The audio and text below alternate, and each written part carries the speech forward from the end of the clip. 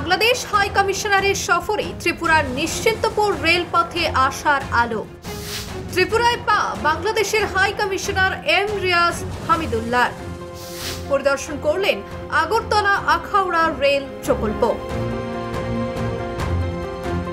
সীমান্তবর্তী নিশ্চিন্তপুর স্টেশন ঘুরে দেখেন তিনি, এমনকি ট্রলিতে চেপে পৌঁছান বাংলাদেশ সংলগ্ন রেল লাইন পর্যন্ত।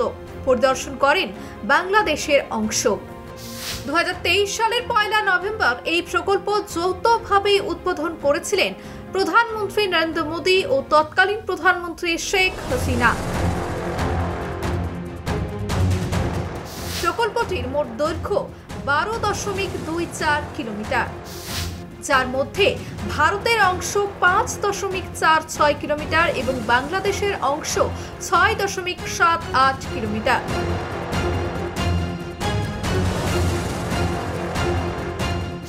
নির্মাণ খরচ প্রায় 972 কোটি টাকা। প্রায় 1000 কোটি টাকা ব্যয় করে এই নিশ্চিন্তপুর রেলওয়ে স্টেশন তৈরি করা হয়েছে, যেটা দুদেশের মধ্যে বাণিজ্যিক সম্পর্ককে আরও শক্তিশালী করবে, ত্বরান্বিত করবে সে আশা নিয়ে।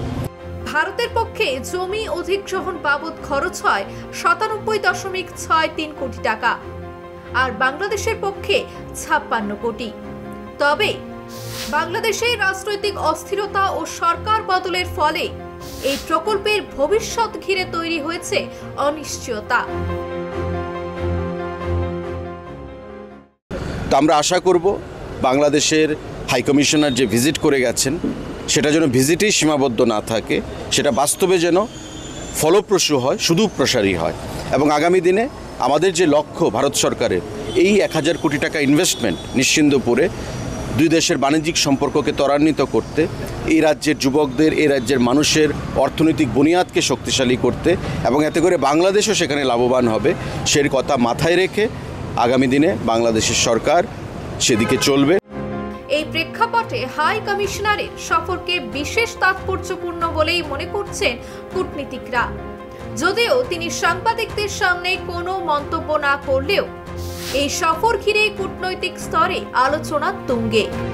প্রকল্পের খরচ প্রায় 972 কোটি টাকা, জমি অধিগ্রহণ, রেল লাইন সবই তৈরি। প্রশ্ন উঠছে, গতিহীন এই প্রকল্পে এবার কি হাই কমিশনারের সফর নতুন গতি দেবে? ত্রিপুরা থেকে ভূপাল চক্রবর্তীর রিপোর্ট, নিউজ লাইভ বাংলা।